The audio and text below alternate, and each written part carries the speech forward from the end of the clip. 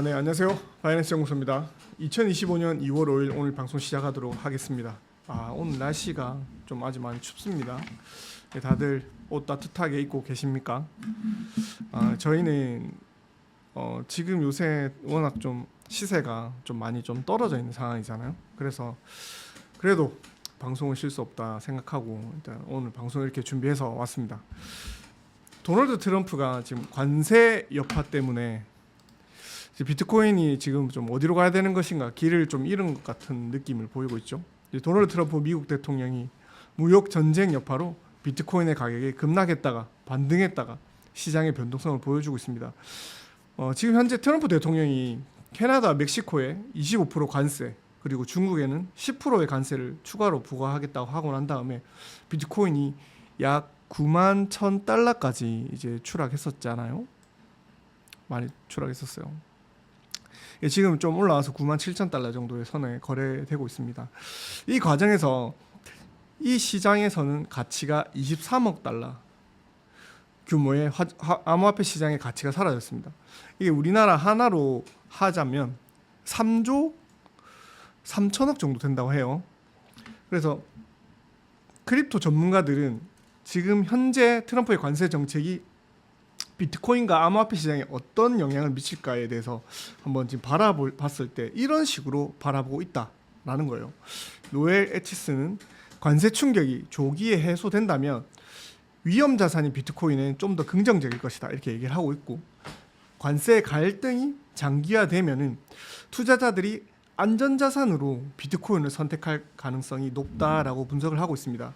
그리고 달러 약세가 글로벌 유동성 확대를 촉진한다면 역시 비트코인과 주식시장에 긍정적 영향을 줄 수 있다라고 얘기를 하고 있습니다. 그래서 말인데 이 관세 전쟁에 대해서 약간 우리가 어떤 시각으로 바라봐야 될지 잘 모르잖아요. 그렇기 때문에 여러 투자은행이나 투자자들은 전문가들은 이렇게 판단하고 있다라는 걸 한번 조사해봤습니다.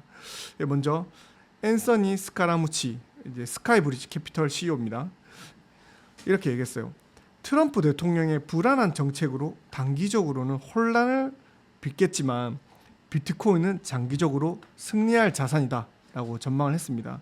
스카이브리지 캐피털 같은 경우에는 자산의 한 57%가 이제 디지털 자산이요, 암호화폐고, 그리고 개인 자산의 60%는 비트코인에 투자하고 있다고 합니다. 그리고 코인스탓이 공동 참여자 메나 토도르는 이렇게 얘기했어요.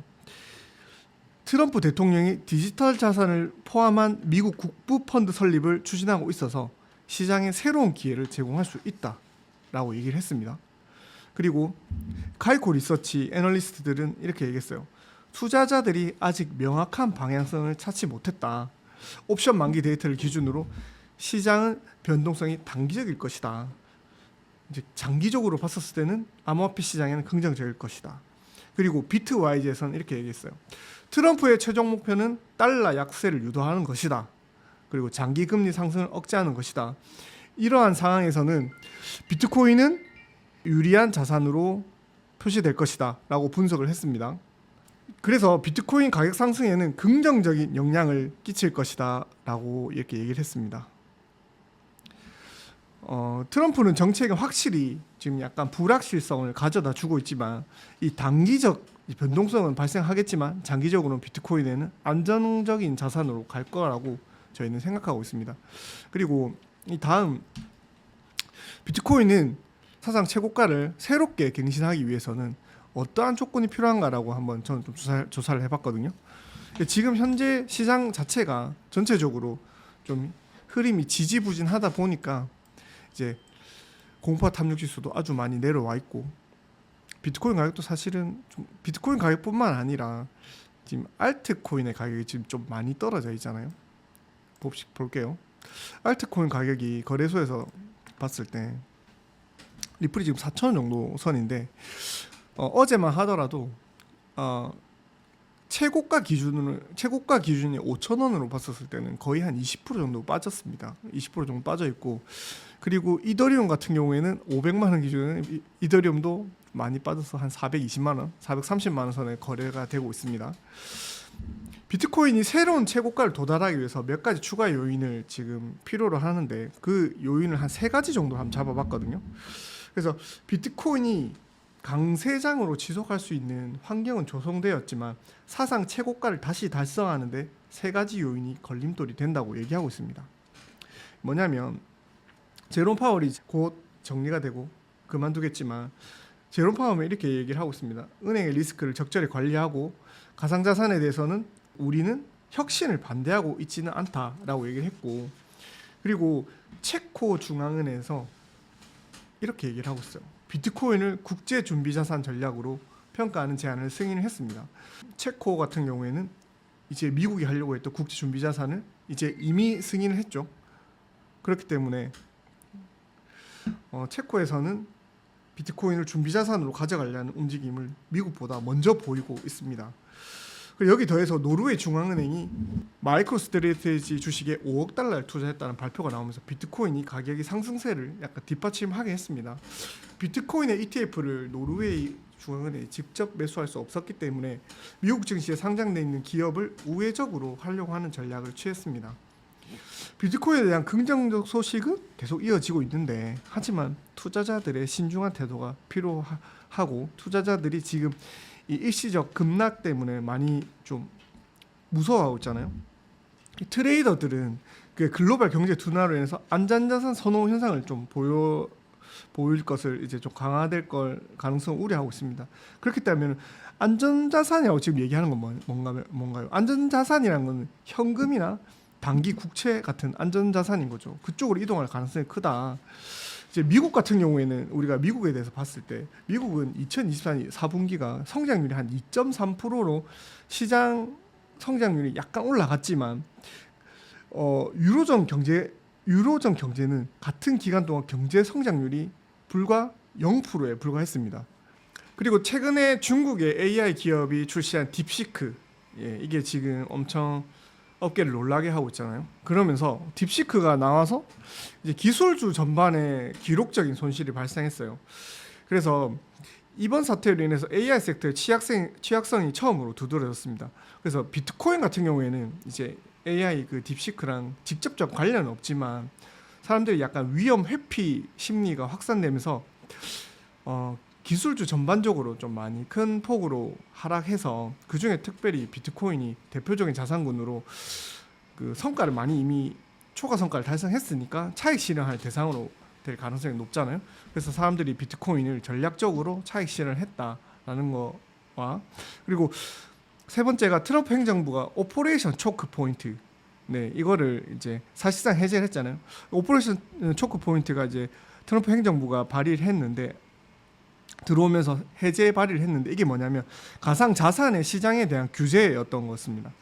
그래서 곧바로 은행들이 비트코인을 적극적으로 수용한다라는 건 아니지만 가상 자산의 시장의 규제가 사실상 해제됐다라고 하니까 디지털 자산을 원활하게 취급하기 위해서 명확한 회계 기준과 그리고 리스크 평가하는 방법들을 확인하고 있는 것으로 보고 있습니다.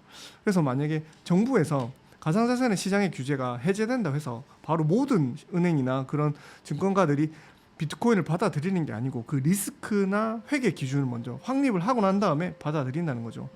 그래서 이 3가지 요건이 충족되기 전까지는 비트코인의 가격이 아직까지 좀 지지부진하게 가지 않을까라고 합니다.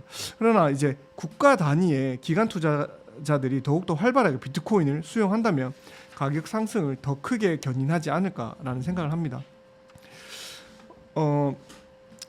이제 비트코인 시장에서 이제 물론 비트코인은 계속 투자하는 건 좋지만 여기서 보시면은 제가 하나 추천해드릴 게 있는데, 저희가 이제 지금 비트코인을 견인하는 건 트럼프이고 트럼프를 지지하는 것들은 트럼프 일가에서 투자를 많이 하잖아요.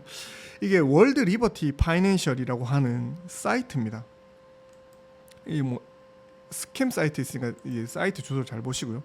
월드 리버티 파이낸셜이라고 하는 사이트인데, 이제 도널드 트럼프 주니어와 그리고 이제 액셉트 하면은 이제 월드 리버티 파이낸셜 토큰을 구매할 수 있습니다. 예전에 우리나라 2017년에 ICO 붐이 일었었거든요. 그것처럼 이제 월드 리버티 리버티 파이낸셜 이제 코인을 구매를 할 수가 있는데 I live in the US 미국에서 거주하는 사람과 그리고 I live outside the US 미국 말고 거주하는 사람이면은 이걸 클릭하시고 미국에서 클릭해서 투자를 하려고 하면은 그 SEC에서 기준하는 투자 기준의 자격이 되는 사람만 투자할 수 있습니다. 일단 US를 클릭하고 들어가면은 여기서 정하는 마켓 캡이 있어요. 그래서 하나를 구매를 하게 되면은 이제 하나당 그 구매 금액이 이제 지금 잠깐만요. 지금 구매할 수 있는 금액이 0.5달러 정도 선으로 되어 있거든요. 그래서 여기서 크레딧 월렛에서 월렛을 만들고 그리고 커넥트 월렛으로 월렛을 연결해서 코인을 받을 수 있어요. 그래서 코인을 받는 거는 메타마스크로 받을 수 있는데 단 이 코인은 락업 기간이 있습니다. 최소 12개월부터 이제 무한대라고 적혀져 있는데 저희 생각하기로는 약간 그래도 경험 삼아서 ICO 해보지 않으신 분들은 들어가 보시면은 조금 도움이 되지 않을까. 지금 보시면 여기 이 코인에 대해서 언급하는 이제 유튜버들은 사실 많이 없거든요. 그래서 마켓캡이 이 정도 있는데 거의 이제 마켓캡이 거의 다 찼어요. 그리고 1달러 하나의 이제 월드 오브 파이낸셜 코인 WFI가 하나가 0.05달러입니다. 처음에 프라이빗 처음 초기 세일 할 때는 0.0115달러였어요. 그래서 한 3.5배 정도 오른 가격으로 스타트 하는데 그 크게 의미가 있나라는 생각이 1년 정도 락업을 걸렸다가 락업 풀리면은 가격이 어느 정도 상당히 올라간 가격으로 할 것이고 내 생각에는 저희 생각에는 이제 바이낸스나 이제 큰 대형 거래소에 바로 사용이 될 것 같습니다. 그렇기 때문에 관심 있으신 분들은 월드 리버티 파이낸셜 코인에 한번 집중해 보셨으면 좋겠습니다. 제가 왜 이거를 이제 알려드리냐면 예전에는 기관 투자자가 이제 주도하는 장이었어요. 근데 이제는 국가가 주도하는 장으로 바뀌면서 그 중에서 밀어줄 수 있는 업체들이 어디가 있을까? 트럼프가 월드 리버티 파이낸셜 코인이 나왔다라고 트위터에도 샤웃아웃 해줬잖아요. 그렇기 때문에 다른 데보다는 피델리티나 그런 데서 블랙락에서 하는 것보다는 월드 리버티 파이낸셜이 좀 크게 성장할 가능성이 있지 않나. 포텐셜이 되게 크니까 여러분들에게 한번 추천해드리고 싶습니다. 오늘은 방송은 좀 짧게 이제 진행하게 됐는데 일단은 다들 건강 조심하시고 날씨가 많이 추우니까 전체적으로 장이 안 좋습니다. 그렇지만 좀 좋은 펀더멘탈을 가지고 이제 이 시장을 바라봐 오셨으면 감사하겠습니다. 감사합니다. 피스.